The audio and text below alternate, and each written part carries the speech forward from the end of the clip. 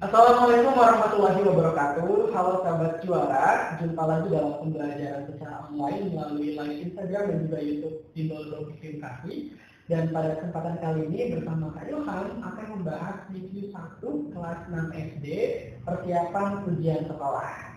Nah, di pembahasan kali ini nantinya akan ada 20 soal, yang mana 15 soal merupakan soal pilihan ganda, sedangkan 5 soal lainnya berbentuk esai. Waktu lama lagi kita bahas dari soal nomor 1. Oke, nomor 1, di bumi terdapat pembagian daerah waktu. Pembagian waktu tersebut didasarkan pada garis.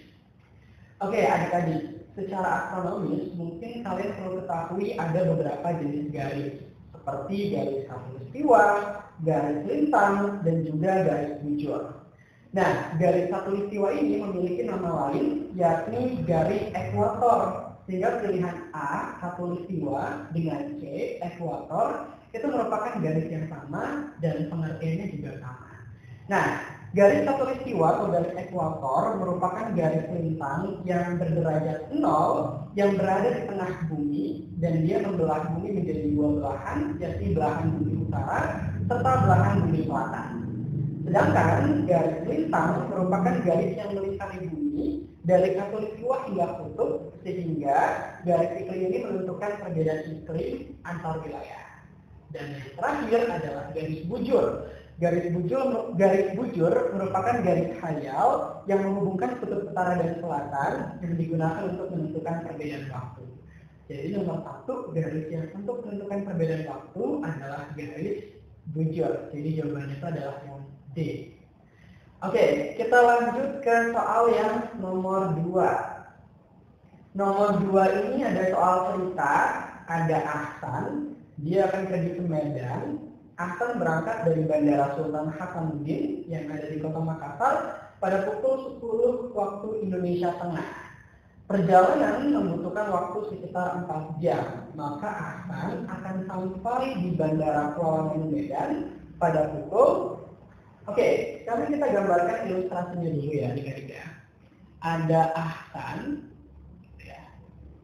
Ahsan akan pergi ke Medan. Oke, dia berangkat ke Medan itu dari kota Makassar. Dan menuju ke Medan. Kita tahu bahwasanya kota Makassar merupakan kota yang secara waktu dia tergolong sebagai waktu Indonesia Tengah atau disingkat menjadi WITA, sedangkan Medan merupakan kota yang termasuk dalam waktu Indonesia Barat. Waktu Indonesia Tengah dan waktu Indonesia Barat memiliki selisih waktu 1 jam, di mana waktu Indonesia Tengah itu 1 jam lebih cepat dibandingkan waktu Indonesia Barat. Oleh sebab itu, ketika Ahsan pergi dari Makassar pada pukul 10.00 waktu Indonesia Tengah, maka dia akan sampai selama 4 jam perjalanan itu pada pukul 14.00 waktu Indonesia Tengah. Atau jika kita konversi atau kita ubah bentuknya ke dalam waktu Indonesia Barat yang 1 jam lebih lambat ya daripada waktu Indonesia Tengah, maka dia akan berangkat pada pukul 9.00 waktu Indonesia Barat dan akan sampai 4 jam perjalanan pada pukul 13.00 waktu Indonesia Barat. Sehingga jawaban nomor 2 itu adalah D ya, pada pukul 13.00 waktu Indonesia Barat. Oke, kita lanjut ke soal berikutnya, nomor 3. Pangkal waktu Indonesia Tengah atau WITA adalah garis bujur. Oke, ini agak hapus. Mungkin adik-adik tahu kali ya, kalau misalkan di Indonesia itu kan secara perbedaan waktu dibagi menjadi 3. Ada WIB atau waktu Indonesia Barat,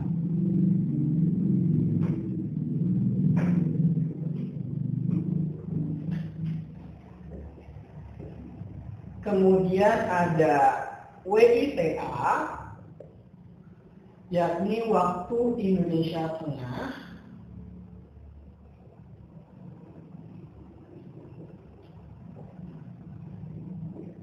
Dan yang terakhir adalah WIT, atau waktu Indonesia Timur. Oke, masing-masing waktu ini memiliki perbedaan 1 jam. Oke, kalau waktu Indonesia Barat dia memiliki Greenwich Mean Time atau GMT. GMT itu kurang lebih 7. Jadi 7 jam jauh lebih cepat dibandingkan di Greenwich Mean Time yang 0 derajat yang berada di Inggris. Sedangkan waktu Indonesia Tengah memiliki GMT kurang lebih 8. Sedangkan waktu Indonesia Timur memiliki GMT kurang lebih 9. Greenwich Mean Time yang 7 atau waktu Indonesia Barat ini memiliki patokan garis bujur sebesar 105 derajat bujur timur. Sedangkan waktu Indonesia Tengah memiliki patokan garis bujur 120 derajat bujur timur. Dan yang terakhir waktu Indonesia Timur itu memiliki patokan garis bujur sebesar 135 derajat bujur timur. Ketiganya memiliki perbedaan sebesar 15 derajat bujur timur. Oleh sebab itu nomor 3, pangkal waktu Indonesia Tengah atau WITA adalah garis bujur sebesar 120 derajat bujur timur. Jadi jawaban yang tepat adalah yang B.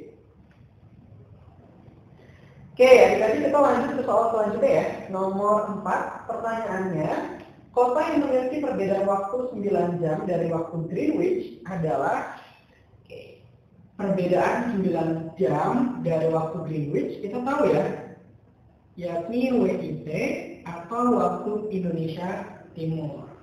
Oke, beberapa wilayah yang berada di waktu Indonesia Timur itu seperti Papua. Dan di Papua ini kan terdiri dari beberapa kota ya, seperti ada kota Jayapura, kemudian ada kota apa lagi? Ada Manokwari, dan masih banyak lagi, gitu ya. Jadi kalau misalkan nomor 4, mana sih kota yang memiliki perbedaan waktu 9 jam dari waktu Greenwich? Jawabannya adalah A, Jayapura. Sedangkan Jakarta itu ada di waktu Indonesia Barat, Manado ada di waktu Indonesia Tengah, Bandung ada di waktu Indonesia Barat. Oke, kita udah 4 soal dan kita lanjut ya ke soal selanjutnya. Nomor 5. Ini tentang angin ya. Ada angin muson timur. Angin muson timur berhembus dari, ini kakak hapus terlebih dahulu.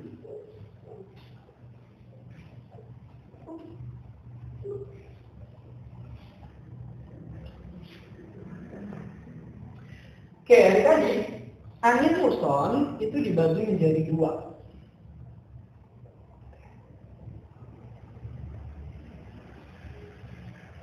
Angin muson itu ada angin muson barat dan juga ada angin muson timur. Angin muson ini ketika berhembus, dia akan mempengaruhi perubahan cuaca atau perubahan musim yang terjadi di negara-negara bagian Asia Tenggara. Salah satunya adalah Indonesia. Kita perlu ketahui bahwasanya angin muson barat merupakan angin muson yang berhembus itu dari Asia ke Australia. Dari benua Asia ke Australia. Sedangkan angin muson timur itu kebalikannya. Dia berhembus dari benua Australia ke benua Asia. Oke. Nah, angin muson barat ini adalah angin yang berhembus dari benua Asia menuju ke Australia, dan ketika dia berhembus, dia melewati samudra, yakni Samudra Hindia. Jadi ketika angin muson barat ini berhembus, dia membawa cukup banyak uap air, sehingga menyebabkan di sebagian wilayah Asia Tenggara termasuk Indonesia akan terjadi musim, yakni musim hujan. Yang biasanya angin muson barat ini berhembus dari sekitar bulan Oktober hingga bulan April. Sedangkan angin muson timur adalah angin yang berhembus dari benua Australia ke Asia. Pada saat dia berhembus, pada saat itu matahari berada pada puncaknya, yakni di belahan utara, sehingga dia akan membawa musim panas di sebagian Asia Tenggara atau musim kemarau di Indonesia. Dan biasanya angin muson timur ini akan berhembus dari bulan April hingga bulan Oktober. Jadi jawaban yang tepat untuk angin muson timur berhembus dari mana? Itu berhembus dari benua Australia menuju benua Asia. Oke, jadi untuk memudahkan, angin muson barat ini membawa pengaruh apa dan angin muson timur ini membawa pengaruh apa? Biasanya kalau kayak Hamilton, asalnya itu pakai istilah bahu pike. Bahu, sedangkan untuk yang angin muson timur itu pike. Bahu ini merupakan singkatan dari barat hujan, yang artinya angin muson barat akan menyebabkan musim hujan. Sedangkan pike ini merupakan angin muson timur yang akan menyebabkan musim kemarau. Timur kemarau. Gitu ya. Oke, kita lanjut ke soal selanjutnya ya, adik-adik. Semoga bisa dipahami. Kita lanjut soal nomor 6. Ini tentang apa nih? Berikut merupakan ciri lembaga sosial. Lembaga sosial itu memiliki nama lain sebagai lembaga kemasyarakatan ya, yang pada intinya dia itu merupakan salah satu jenis lembaga yang mengatur rangkaian tata cara atau prosedur kehidupan yang tujuannya jelas untuk mendapatkan keteraturan dalam hidup. Ada beberapa jenis-jenis lembaga sosial, misalkan di bidang pendidikan, di bidang ekonomi, di bidang agama, di bidang politik dan lain sebagainya. Ciri-ciri dari lembaga sosial itu banyak sekali. Ini kakak tulis di sini. Oke. Ciri lembaga sosial yang pertama itu jelas ya, dia harus memiliki tujuan.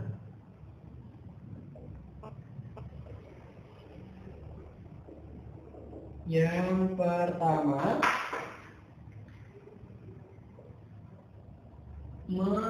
memiliki tujuan. Kenapa lembaga sosial tersebut diciptakan? Ya pasti dia harus memiliki tujuan dan lain sebagainya. Kemudian, ciri lembaga sosial yang kedua adalah terdapat sarana untuk mencapai tujuan tersebut. Kalau misalkan contohnya lembaga sosial pendidikan bertujuan untuk membentuk karakter manusia, itu harus ada sarananya berupa sekolah, ruang kelas, dan lain sebagainya.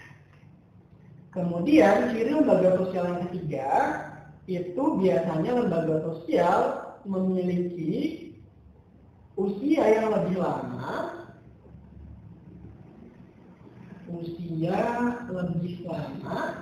dibandingkan usia individunya.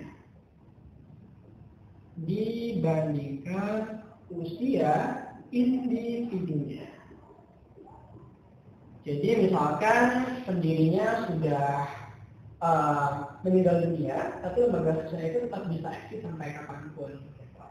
Contohnya seperti lembaga pendidikan yang pernah didirikan oleh salah satu pahlawan kita, Ki Haji Dewantara. Sekolah taman siswa yang sampai saat ini masih ada ya. Kemudian yang keempat adalah pola pikiran dan perilaku terwujud dalam aktivitas masyarakat.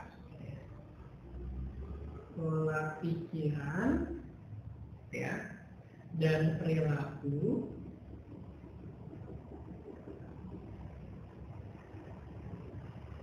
terwujud dalam aktivitas masyarakat. Aktivitas masyarakat. Oke, yang kemudian lembaga sosial juga sangat penting untuk memiliki simbol. Memiliki lambang atau simbol ya. Kalau misalkan lembaga ekonomi, misalkan contohnya koperasi, simbolnya apa? Misal berupa timbangan. Kemudian lembaga pendidikan, simbolnya apa? Tutur Handayani dan lain sebagainya. Jadi itu merupakan ciri-ciri daripada lembaga sosial. Dan ciri yang terakhir itu adalah bahwa lembaga sosial itu harus memiliki sebuah tradisi atau kebiasaan baik itu secara tertulis maupun tidak tertulis. Jadi ini adik-adik ya ciri-ciri lembaga sosial. Nah, berdasarkan soal tersebut, mana yang termasuk ciri-ciri lembaga sosial, maka jawaban yang paling tepat adalah yang C, memiliki simbol sosial. Oke, kita lanjut ke soal selanjutnya, nomor 7. Seorang ayah bekerja untuk memenuhi kebutuhan keluarga, merupakan salah satu fungsi keluarga. Oke, fungsi keluarga atau lembaga keluarga itu ada 4 fungsi. Yang pertama fungsi afeksi, yang kedua fungsi proteksi, yang ketiga fungsi ekonomi, dan yang keempat adalah fungsi reproduksi. Fungsi afeksi merupakan fungsi keluarga dalam memberikan rasa kasih dan sayang kepada sesama anggota keluarga. Sedangkan fungsi proteksi adalah fungsi perlindungan, fungsi ekonomi adalah fungsi untuk memenuhi kebutuhan, sedangkan fungsi reproduksi merupakan fungsi untuk melanjutkan keturunan. Jadi jawaban yang paling tepat untuk jawaban soal nomor 7 adalah fungsi C, fungsi ekonomi.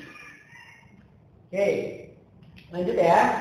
Soal nomor 8. Apa nih soal nomor 8? Berikut ini yang termasuk lembaga legislatif adalah lembaga legislatif itu merupakan salah satu bagian dari lembaga sosial politik.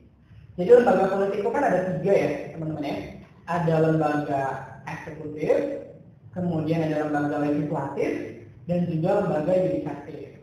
Kalau lembaga legislatif dulu yang pertama, legislatif itu adalah lembaga yang bertugas untuk menyusun atau merancang undang-undang dasar.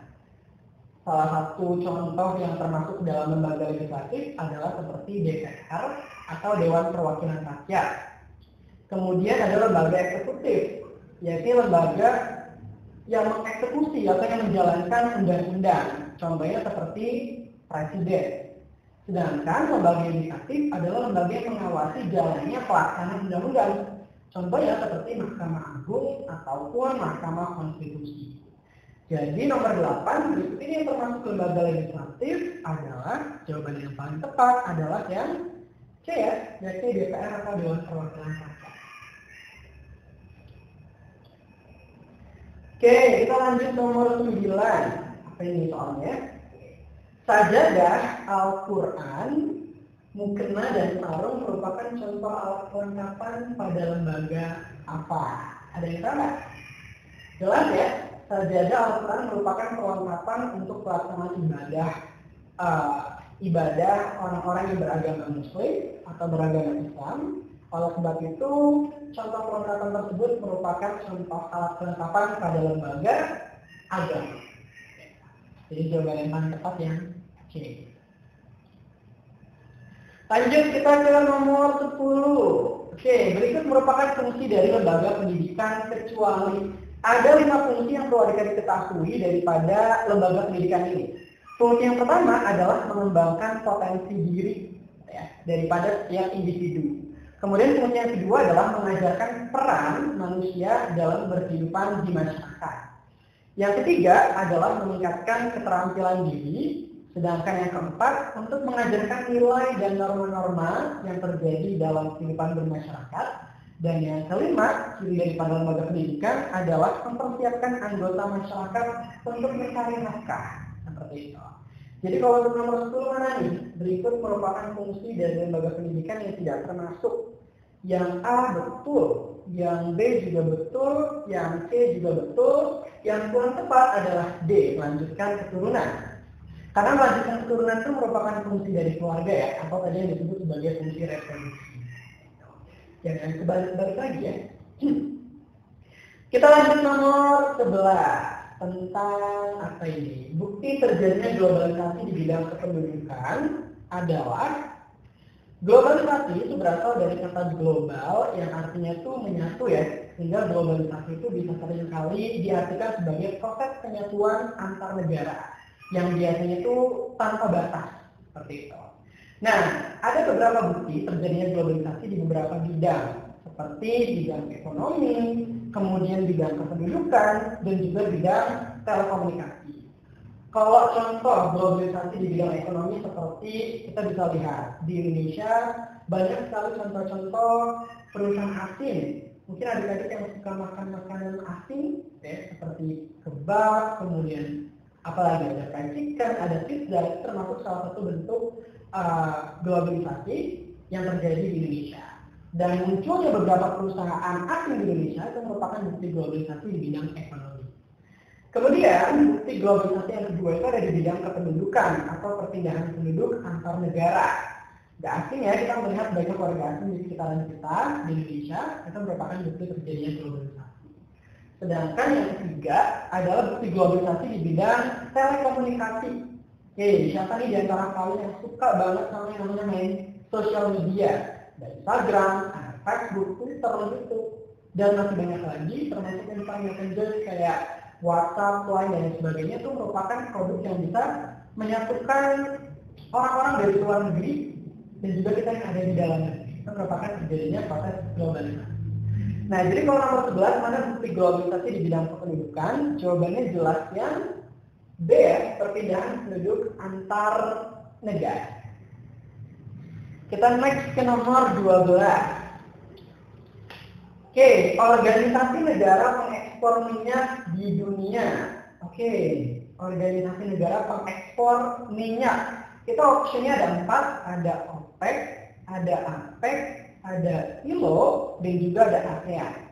Oke, OPEC merupakan singkatan dari The Organization of the Petroleum Exporting Countries atau organisasi negara-negara pengekspor minyak. Yang mana pada saat ini OPEC ini terdiri dari 14 negara yang didominasi oleh negara-negara Asia Barat atau Timur Tengah, kemudian Afrika Utara dan juga Amerika Selatan. Dulu Indonesia termasuk salah satu negara pengekspor minyak terbesar di dunia. Namun sayangnya pada tahun 2008 Indonesia sudah tidak lagi bergabung sebagai negara OPEC karena tidak mampu memenuhi kuota produksi yang dibutuhkan oleh negara-negara pengekspor minyak. Oke, sedangkan APEC merupakan singkatan dari Asia Pacific Economic Cooperation atau kerjasama ekonomi Asia Pasifik yang terdiri dari negara-negara yang berada dalam satu lingkaran Pasifik. Nah, pada saat ini anggota daripada APEC ini ada 21 negara, salah satunya adalah Indonesia. Kemudian ILO atau ILO merupakan International Labour Organization, merupakan organisasi buruh internasional yang merupakan organisasi yang bekerja dalam bidang ketenagakerjaan yang berada di bawah naungan PBB atau Perserikatan Bangsa-Bangsa. Sedangkan ASEAN merupakan Association of Southeast Asian Nations yang merupakan asosiasi negara-negara yang berada di Asia Tenggara yang sampai saat ini terdiri dari 10 negara Asia Tenggara dan juga satu negara pengawas yakni Timor Leste. Jadi yang paling tepat jawaban nomor 12, mana sih organisasi pengekspor minyak? Jawabannya adalah yang A ya, OPEC. Lanjut nomor 13. Ayo, ada yang tahu nggak nih Charles Goodyear ini merupakan penemu apa? Apakah dia penemu televisi, radio, ban karet, atau lokomotif tua? Namanya karena tidak asing, Charles Goodyear seperti brand atau merek salah satu barang yang sering kita kenal. Ya, pasti kalian tahu ya, Charles Goodyear ini merupakan penemu daripada ban karet. Sedangkan televisi ini ditemukan oleh tokoh bernama John Logie. Radio ini ditemukan oleh Guglielmo Marconi. Sedangkan lokomotif uap itu ditemukan oleh tokoh bernama Richard Trevithick. Gitu. Jadi nomor 13 jawaban yang paling tepat adalah yang C ya, yakni ban karet. Seperti itu. Oke, kita lanjut ke soal nomor 14. Ini perlu ditulis karena pertanyaannya itu adalah tentang wakil dari Thailand sebagai penggagas pembentuk organisasi ASEAN. Oke, tadi kalian sudah sedikit menjelaskan bahwasannya ASEAN itu merupakan Association of Southeast Asian Nations, yang merupakan organisasi asosiasi persatuan negara-negara yang ada di Asia Tenggara. Nah, pada saat pertama kali didirikan, oke, aku tulis ya, ASEAN itu didirikan di mana? Ada yang salah? Didirikan di Thailand, lebih tepatnya di ibu kota Bangkok, dan pada tanggal 8 Agustus 1967. Biasanya kalian menghafalnya itu dengan singkatan 678. 67 itu merupakan tahun didirikannya, 8 itu merupakan tanggal dan juga bulannya, yakni 8 Agustus. Pada saat pertama kali didirikan, ASEAN itu didirikan oleh 5 penggagas. Yang pertama ada dari Indonesia, kemudian ada dari Thailand, kemudian ada dari Singapura, kemudian ada dari Malaysia, dan satu lagi dari Filipina. Oke, Indonesia pada saat itu diwakili oleh tokoh bernama Adam Malik. Sedangkan Thailand siapa? Ada yang tahu? Ya, Thailand itu adalah Panatkoman. Singapura adalah S. Rajaratnam. Malaysia adalah Tun Abdul Razak. Sedangkan terakhir di Filipina pada saat itu diwakili oleh tokoh bernama Narcisco Ramos. Ya. Oleh sebab ASEAN ini didirikan di Thailand, Bangkok, makanya kenapa dasar daripada pendirian ASEAN itu seringkali disebut sebagai Deklarasi Bangkok. Nah, wakil dari Thailand yang pada saat itu menjadi salah satu penggagas pembentukan organisasi ASEAN, jawabannya adalah yang D, yakni Panatkoman. Oke, kita lanjut ke soal terakhir, pilihan ganda. Ini adalah soal tentang apa ini?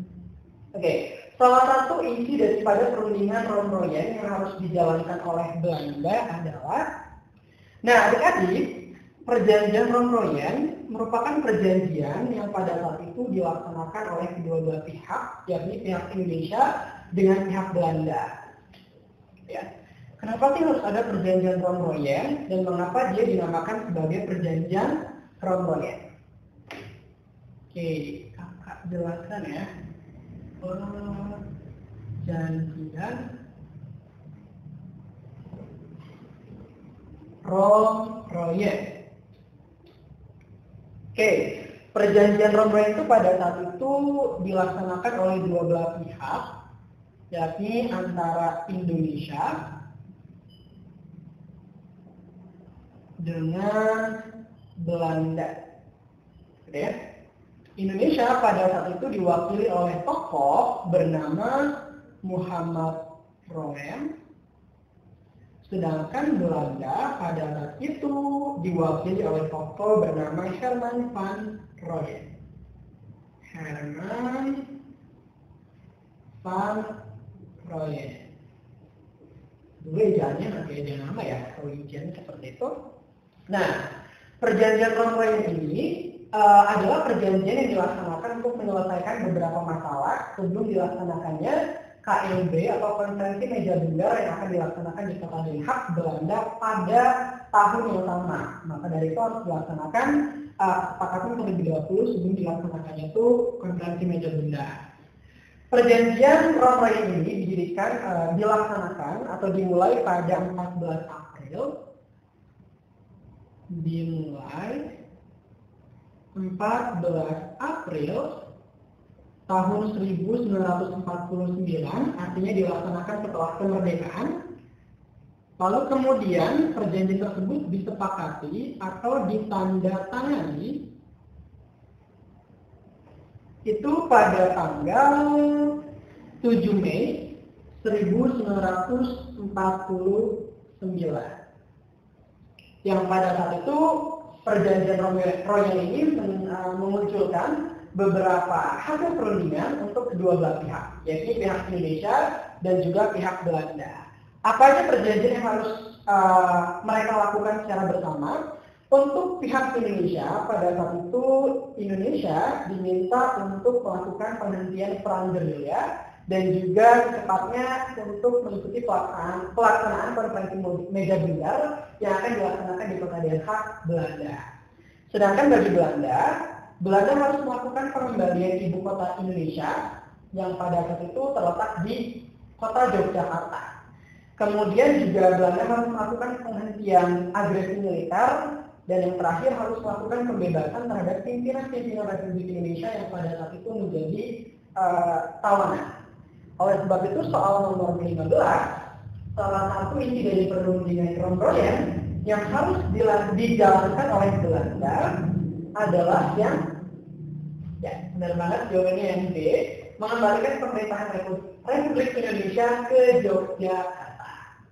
Oke adik-adik, itu dia 15 soal pilihan ganda.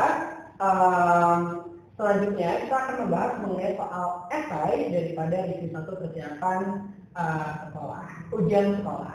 Tapi sebelum masuk ke soal esai, jangan lupa adik-adik pantengin terus Instagram Nurul Fikri Bekasi dan juga YouTube-nya, yakni Nurul Fikri Bekasi, dengan cara follow dan subscribe Instagramnya ada yang tahu jelas ya, nurulfikri.bekasi, sedangkan YouTube-nya adalah Bible NF Bekasi. Ayo segera follow dan juga subscribe supaya kita makin semangat belajarnya seperti itu. Oke, udah di subscribe belum? Sudah di follow? Oke, terima kasih bagi kalian yang sudah follow dan juga subscribe ya. Oke, next kita langsung bahas soal esai. Apa nih soal esai yang pertama?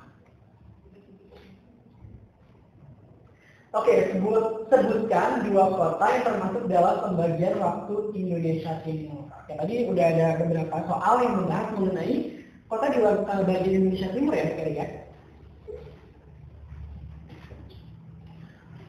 Oke, sembari mengulang-ulang deh. Tadi Indonesia dibagi menjadi berapa bagian waktu? Ada 3. Ada WIB, waktu Indonesia Barat.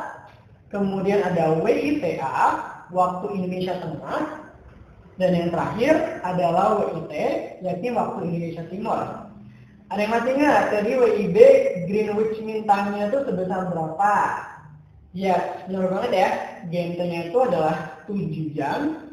Sedangkan waktu Indonesia Tengah, GMT-nya itu adalah 8 jam. Sedangkan waktu Indonesia Timur, GMT-nya adalah kurang lebih 9 jam. Ada yang masih ingat patokan garis bujurnya untuk waktu Indonesia Barat? Ya, benar banget ya. Patokan bujurnya itu adalah, garis bujurnya adalah 105 derajat bujur timur. Sedangkan WITA ini adalah 120 derajat bujur timur. Untuk WIT adalah 135 derajat bujur timur. Contoh beberapa wilayah yang berada di waktu Indonesia Barat itu seperti Pulau Jawa, kemudian ada Sumatera, kemudian ada apa lagi teman-teman? Ada Kalimantan Barat, ya, ada Kalbar, dan juga ada Kalimantan Tengah. Contoh kotanya apakah? Yang seperti kita tempati saat ini ya, ada kota Bekasi, kemudian juga ada kota Jakarta dan lain sebagainya. Nah, wilayah apa aja yang termasuk di dalam waktu Indonesia Tengah?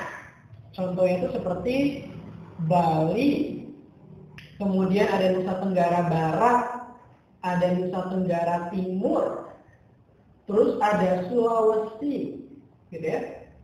Sulawesi dan juga pulau-pulau kecil lainnya yang ada di depan, nanti adik-adik bisa lihat. Sedangkan yang termasuk waktu Indonesia Timur itu contohnya seperti Papua dan juga Kepulauan Maluku. Gitu. Jadi jawaban yang paling tepat, mungkin adik-adik bisa taruh dua jawaban, dua kota yang ada di waktu Indonesia Timur, yakni yang ada di Papua. Contohnya seperti tadi ya, ada kota ada nama Kuali dan juga ada kota Jayapura. Seperti itu. Oke, lanjut soal uraian atau soal esai nomor 2. Sebutkan dua bentuk dari lembaga sosial beserta fungsinya. Oke, bentuk-bentuk lembaga sosial tadi ada lembaga pendidikan, ada lembaga agama, ada lembaga politik, lembaga ekonomi, dan masih banyak lagi. Adik-adik bisa menjawab dengan dua contoh lembaga sosial, contohnya seperti lembaga pendidikan, yang fungsinya masih ingat, ada fungsi afeksi, memberikan rasa kasih sayang, ada fungsi proteksi, memberikan perlindungan, ada fungsi ekonomi, memenuhi kebutuhan, dan juga fungsi reproduksi untuk melanjutkan keturunan. Kemudian lembaga sosial yang satunya lagi itu seperti lembaga, misal lembaga agama gitu ya, yang mana di Indonesia pada saat ini ada berapa agama yang diakui di Indonesia? Ada 6 ya, ada apa aja disebutkan? Ada Islam, kemudian ada Kristen Katolik, ada Kristen Protestan, ada Hindu, ada Buddha, dan satu lagi ada Konghucu. Yang mana lembaga agama ini memiliki fungsi untuk mengatur hubungan antara manusia dan juga manusia dan Tuhan yang Maha Esa. Oke, soal yang ketiga apa nih? Sebutkan dua contoh perusahaan yang termasuk BUMN beserta bidangnya. Ada yang tahu nggak sih adik-adik BUMN itu apa? Oke. BUMN itu adalah singkatan dari Badan Usaha Milik Negara. Jadi sebagian modal atau seluruh modal daripada badan usaha tersebut itu dimiliki oleh negara. Di Indonesia itu punya beberapa badan usaha milik negara. Contohnya seperti di bidang transportasi, seperti di bidang perkeretaan. Kita memiliki PT KAI atau PT Kereta Api Indonesia. Di bidang penerbangan, Indonesia memiliki PT Garuda Indonesia. Di bidang kelistrikan, Indonesia punya PT PLN atau Perusahaan Listrik Negara. Di bidang perminyakan, Indonesia punya PT Pertamina. Dan masih banyak lagi jenis-jenis badan usaha milik negara yang dimiliki oleh negara Indonesia. Oke, selanjutnya soal nomor 4. Apa nih soalnya? Sebutkan dua batas geografis bagian utara wilayah Asia Tenggara. Oke, itu perlu digarisbawahi ya. Bagian utara wilayah Asia Tenggara. Oke. Jadi kan kalau misalkan kita belajar batas geografis gitu ya, atau letak geografis daripada suatu wilayah itu biasanya dibagi menjadi 4 sesuai dengan arah mata angin yang besar. Yang pertama ada utara, kemudian ada timur, kemudian ada selatan, dan yang terakhir adalah barat. Oh, ini batas geografis Asia Tenggara ya. Asia Tenggara.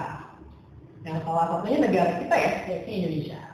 Nah, di utara daripada Asia Tenggara itu ada dua batas geografis. Yang pertama itu adalah negara Tiongkok atau Cina, dan juga Laut Tiongkok Selatan atau Laut Cina Selatan.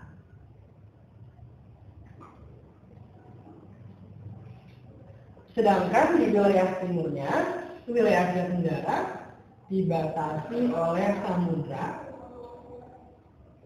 yakni Samudra Pasifik. Di bagian selatannya, itu kan yang paling selatan di Asia Tenggara kan adalah Indonesia ya. Di bawah Indonesia itu kan ada sebuah benua kecil, yakni benua Australia, dan ada laut yang memisahkannya juga disebut sebagai Laut Arafuru ya. Nah, kita tulis benua Australia deh. Dan juga dia dapat Samudra Hindia ya. Sedangkan batas geografis di sebelah barat adalah Samudra Hindia. di ya. Jadi jawaban yang paling tepat untuk batas geografis di bagian utara, adik-adik bisa pilih negara Tiongkok dan juga Laut Tiongkok Selatan. Oke, kita lanjut ke soal esai terakhir, soal nomor 5, jelaskan penyebab terjadinya pertempuran Ambarawa beserta tokohnya. Oke, jadi pertempuran Ambarawa ini terjadi di kota Ambarawa atau terjadi di Semarang dan juga Malang, yang pada saat itu penyebabnya itu adalah kedatangan bangsa Inggris ke Indonesia ya. Adanya insiden di Malang setelah mendaratnya Brigade Artileri dari Divisi ke-23 yang pada saat itu juga ada beberapa tawanan perang yang disenjatai oleh pihak Inggris. Oleh sebab itu memunculkan perlawanan dari orang-orang kita, orang-orang Indonesia untuk melakukan perlawanan terhadap Inggris. Nah, adik-adik pada saat itu ada dua tokoh yang terlibat dalam pertempuran Ambarawa. Tokohnya itu ada Kolonel Sudirman dan juga ada Letkol Tisdima. Pertempuran Ambarawa ini berlangsung cukup lama, kurang lebih 1 bulan, dari 21 November hingga 25 Desember 1945. Nah, sepanjang pada peristiwa Ambarawa ini terdapat beberapa peristiwa penting seperti pengepungan sekutu dengan strategi supir kurang dan juga sekutu mundur ke kota Semarang. Yang pada akhirnya pada saat itu salah satu tokoh yakni Kolonel Sudirman yang pada akhirnya diangkat sebagai panglima besar yakni menjadi Jenderal Sudirman. Jadi itu dia ya penyebab salah satu penyebab dan juga beberapa peristiwa penting pada saat pertempuran Ambarawa terjadi. Oke adik-adik, itu dia pembahasan tentang review 1 persiapan ujian sekolah untuk materi kelas 6 SD. Semoga bisa membantu kalian dan kalian jangan lupa untuk terus semangat belajar. Jangan bermain-main, stop rebahan, boleh rebahan tapi jangan lupa juga untuk belajar. Dan yang paling penting juga jangan lupa untuk terus pantengin Instagram Neurofikri Bekasi, yakni @neurofikri_bekasi dan juga subscribe sekarang juga YouTube kita yakni Jingle Bekasi. Oke adik-adik, sekian pembahasan review 1 dari Ilham. Semoga kalian bisa terbantu ya. Mohon maaf jika ada yang kurang berkenan ataupun tidak tepat. Terima kasih. Wassalamualaikum warahmatullahi wabarakatuh.